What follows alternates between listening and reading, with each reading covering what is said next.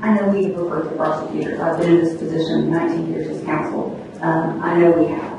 At this point, I cannot recall a single prosecutor who's opted to go forward with prosecution, but we have made referrals.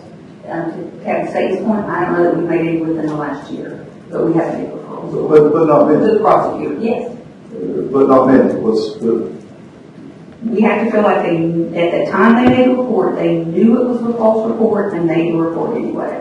But I for those we have made a referral to the prosecutor. Again, and this is just one point that we're on.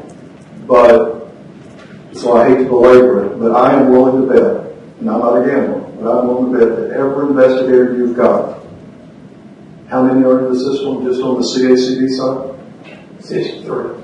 I'm willing to bet that every investigator you've got in the last year has found at least one case that they felt like was turned in maliciously or vindictively.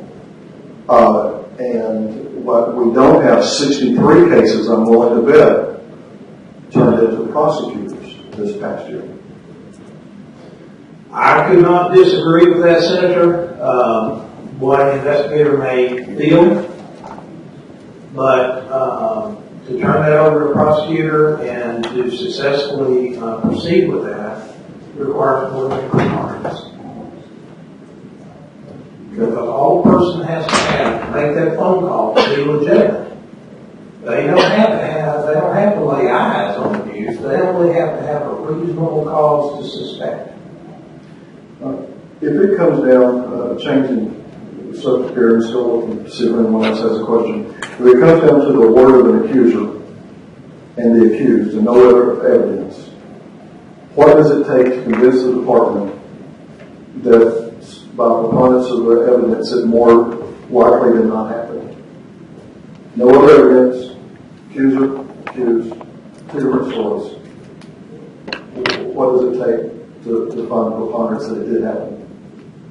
Sometimes it's found true based on the victim's statement.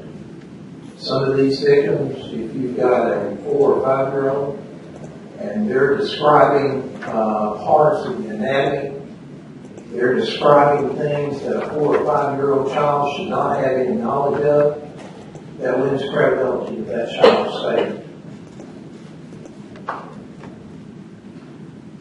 Following up on Representative Gates' questions, if a judge was overturned 45% of the time or 48% of the time, depending on the years, on appeals made of his decisions, I think that'd be newsworthy. So the 45% overturn of the cases appeal doesn't bother anyone within the system? Well, again, there are cases that I personally felt like should have been upheld in the administrative hearing that was overturned. And I'm sure that there are cases that were vice versa. We can only go with the facts that the investigation presents, period. And so we make a decision based upon those facts.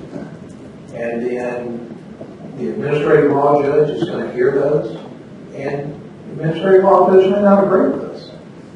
It overturns it. And if it does, so be it. I mean, that's the way the process is supposed to work. Do I think 45% is a little high? I'd like to see it lower. But I'm not sure what the answer to that is.